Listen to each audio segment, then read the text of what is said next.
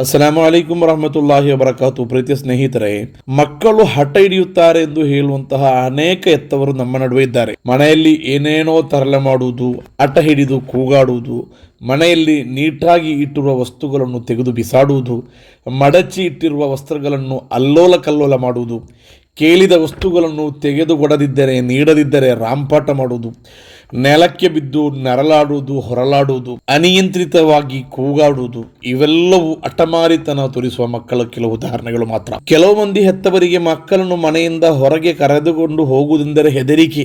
ನೆಂಟರ ಮನೆಗೆ ಕೂಡ ಹೋಗುವಂತಿಲ್ಲ. ಯಾಕೆಂದರೆ ಅಲ್ಲಿಗೆ ಹೋದರೆ ಅಲ್ಲಿರುವ ಯಾವುದಾದರೂ ವಸ್ತುಗಳನ್ನು ತೋರಿಸಿ ಗಲಾಟೆ ಮಾಡುವುದು, ಅಲ್ಲಿ ಸಿಕ್ಕ ಕಾಣಸಿಗುವಂತಹ ವಸ್ತುಗಳನ್ನು ತೋರಿಸಿ ತೆಗೆದುಕೊಡಬೇಕೆಂದು ಹೇಳಿ ಹಠ ಹಿಡಿಯುವುದು.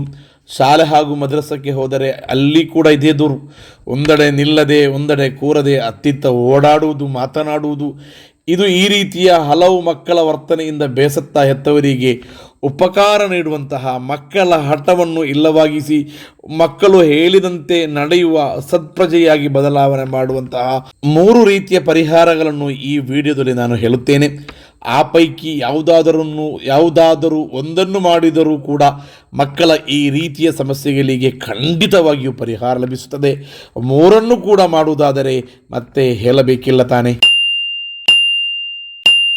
1ನೆಯ ಪರಿಹಾರ, ಪವಿತ್ರ ಕುರ್ಆನಿನಲ್ಲಿರುವ ಸೂರತ್ತು ಆಲು ಇಮ್ರಾನ್ ಸೂರತ್ತಿನ 36ನೇ ಸೂಕ್ತವನ್ನು 11 ಬಾರಿ ಅಥವಾ 33 ಬಾರಿ ಪಾರಾಯಣ ಮಾಡಿ ಆ ಮಗುವಿನ ಹಣೆಗೆ ಮಂತ್ರಿಸಬೇಕು. ಈ ರೀತಿ 11 ದಿವಸ ಅಥವಾ 21 ದಿವಸಗಳ ಕಾಲ ಮಾಡಬೇಕು. ಈ ರೀತಿ ಮಾಡುವುದಾದರೆ ಆ ಮಗುವಿನ ಹಠಮಾರಿತನವು ಇಲ್ಲವಾಗಿ ಹೇಳಿದಂತೆ ನಡೆಯುವ ಮಗುವಾಗಿ ಆತ ಬದಲಾಗುತ್ತಾನೆ ಎಂದು ಮಹಾತ್ಮರಾದ ವಿದ್ವಾಂಸರು ಹೇಳಿದ್ದಾರೆ. ಈ ಆಯತ್ ಹೀಗಿದೆ: ಬಿಸ್ಮಿಲ್ಲಾಹಿರ್ ರಹ್ಮಾನಿರ್ ರಹೀಮ್ ವಇನ್ನಿ ಉঈದುಹಾ ಬಿಕ ವದುನ್ನಿಯತಹಾ ಮಿನಶ್ ಶೈತಾನಿರ್ ರಜೀಮ್. ಮೊದಲನೆಯ ಪರಿಹಾರವಾಗಿ ಈ ಸೂಕ್ತವನ್ನೇ ನಾನು ಆಯ್ಕೆ ಮಾಡಿದ್ದು ಯಾಕೆಂದರೆ ಕೆಲವೊಮ್ಮೆ ಕೆಲ ಪೈಶಾಚಿಕ ಕಾರಣದಿಂದ ಆ ಮಗುವಿಗೆ ಆ ರೀತಿಯ ಹಠವು ಬಂದಿರಬಹುದು.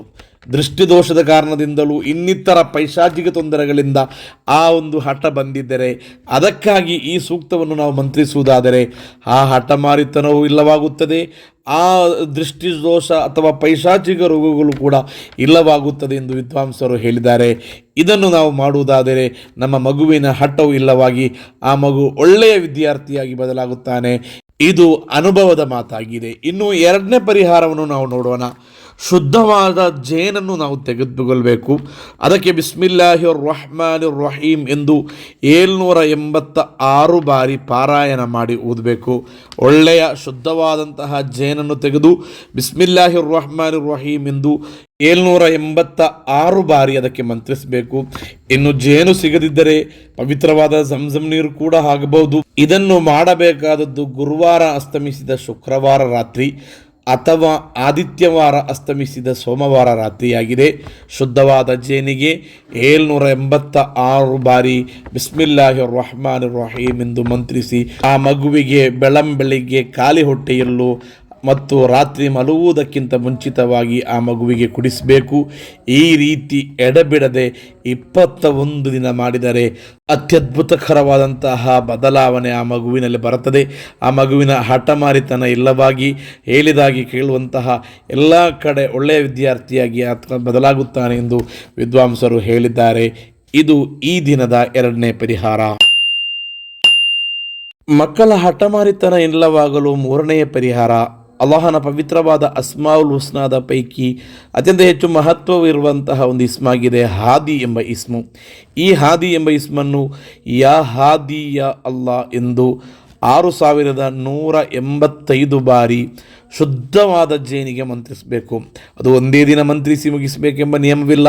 3 ದಿನದೊಳಗೆ ಯಾ ಹಾದಿ ಯಾ ಅಲ್ಲಾ ಎಂದು 6185 ಬಾರಿ ಹೇಳಿ ಆ ಜೇನಿಗೆ ಮಂತ್ರಿಸಿ ಮಗುವಿಗೆ ಬೆಳಂಬೆಳಿಗ್ಗೆ ಖಾಲಿ ಹೊಟ್ಟೆಗೆ ಕುಡಿಸಬೇಕು. ಈ ರೀತಿ ನಾವು 21 ದಿವಸ ಮಾಡುವುದಾದರೆ ಆ ಮಗುವಿನಲ್ಲಿ ಅದು ಅತ್ಯದ್ಭುತವಾದಂತಹ ಫಲವನ್ನು ನೀಡಿ ಮಗುವಿನ ಆ ಒಂದು ಗುಣಗಳನ್ನು ಸ್ವಭಾವವನ್ನು ಬದಲಿಸಿ ಅತ್ಯಂತ ಉತ್ತಮ ವ್ಯಕ್ತಿಯಾಗಿ ಬದಲಾವಣೆಯಾಗಲು ಇದು ಕಾರಣವಾಗುತ್ತದೆ ಎಂದು ವಿದ್ವಾಂಸರು ಹೇಳಿದ್ದಾರೆ. ಈ ಮೂರರ ಪೈಕಿ ಯಾವುದಾದರೂ ಒಂದನ್ನು ಕೂಡ ಮಾಡಿದರೆ ಸಾಕು, ಮೂರನ್ನು ಕೂಡ ಮಾಡುವುದಾದರೆ ಅತ್ಯುತ್ತಮವಾದಂತಹ ಅತ್ಯಂತ ಸೂಕ್ತವಾದ ಪರಿಹಾರ ಲಭಿಸುತ್ತದೆ ಎಂಬುದು ಅನುಭವಸ್ಥರಾದಂತಹ ಸಾತ್ವಿಕ ವಿದ್ವಾಂಸರ ಮಾತಾಗಿದೆ. ನಾವೆಲ್ಲರೂ ಇದರ ಪ್ರಯೋಜನವನ್ನು ಪಡೆಯೋಣ. ಅಲ್ಲಾಹನು ನಮ್ಮ ಮಕ್ಕಳನ್ನು ಸ್ವಾಲಿಹಿಗಳಲ್ಲಿ ಒಳಪಡಿಸಲಿ. ಆಮೀನ್ ಯಾ ರಬ್ಬಲ್ ಆಲಮೀನ್.